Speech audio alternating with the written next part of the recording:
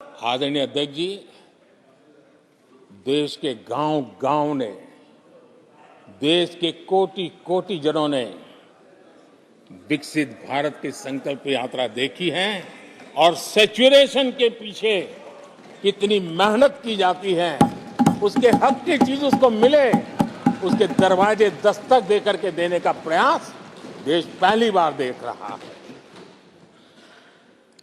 आदरणीय अध्यक्ष जी, भगवान राम, आदरणीय अध्यक्ष जी, भगवान राम न सिर्फ अपने घर लौटे, बल्कि एक ऐसे मंदिर का निर्माण हुआ जो भारत की महान सांस्कृतिक परंपरा को नई ऊर्जा देता रहेगा। और आदरणीय अध्यक्ष जी, अब हमारी सरकार का तीसरा कार्यकाल भी बहुत दूर नहीं है। ज्यादा से ज्यादा 100-125 दिन बाकी है। और अब की बार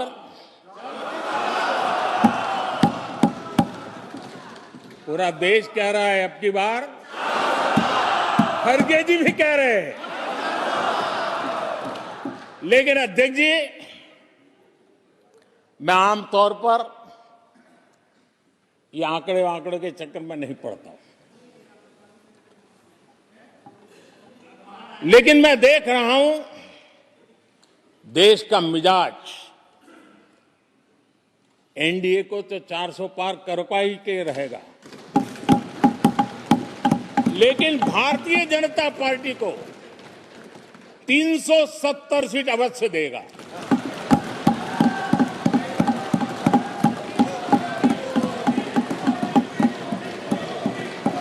बीजेपी को 370 सीट और एनडीए को 400 पार।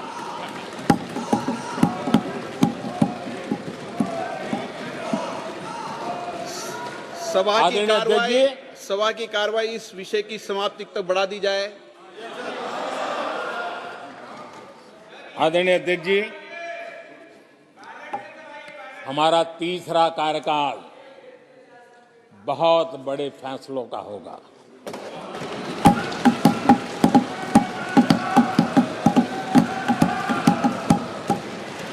मैंने लाल किले से कहा था और राम मंदिर प्राण प्रतिष्ठा के समय भी मैंने उसको दोहराया था। मैंने कहा था, देश को अगले 1000 वर्षों तक समृद्ध और सिद्धि के शिखर पर देखना चाहिए। तीसरा कार्यकाल अगले 1000 वर्षों के लिए एक मजबूत नींव रखने का कार्यकाल होगा।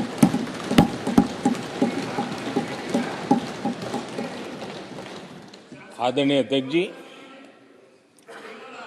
मैं भारतवासियों के लिए, उनके भविष्य के लिए बहुत ही विश्वास से भरा हुआ है। मेरा देश के 140 करोड़ नागरिकों के सामर्थ्य पर अपार भरोसा है, मेरा बहुत विश्वास है।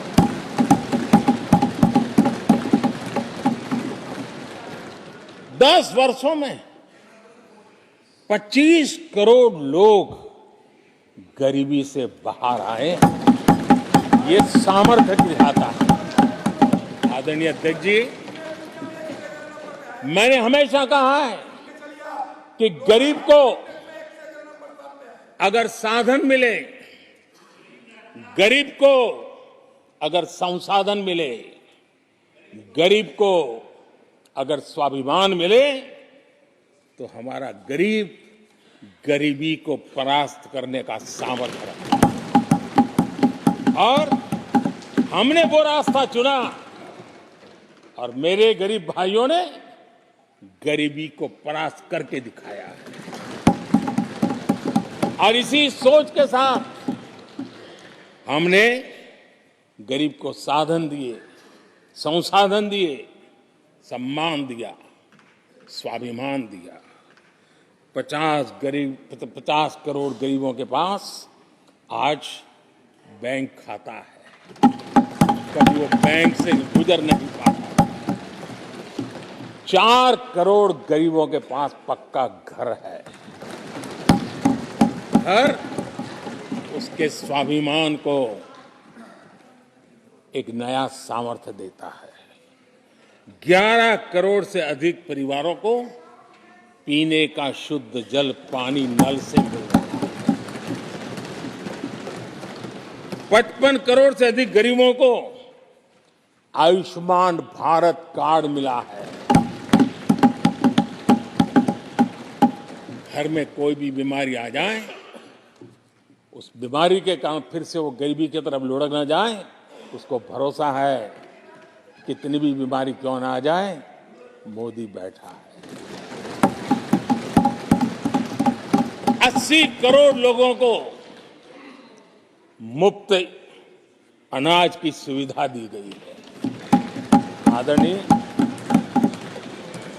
आदरणीय अध्यक्ष जी, मोदी ने उनको पूछा जिनको पहले कोई पूछता तक नहीं था।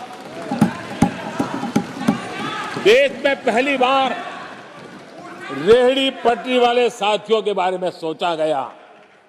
पीएम स्वनिधि योजना से आज वो ब्याज के चक्कर से बाहर निकले, बैंक से पैसे लेकर अपने कारोबार को बढ़ा रहे हैं। देश में पहली बार हाथ का हुनर जिनका सामर्थ्य है, जो राष्ट्र का निर्माण भी करते हैं, ऐसे मेरे विश्वकर्मा साथियों के बारे में सोचा गया।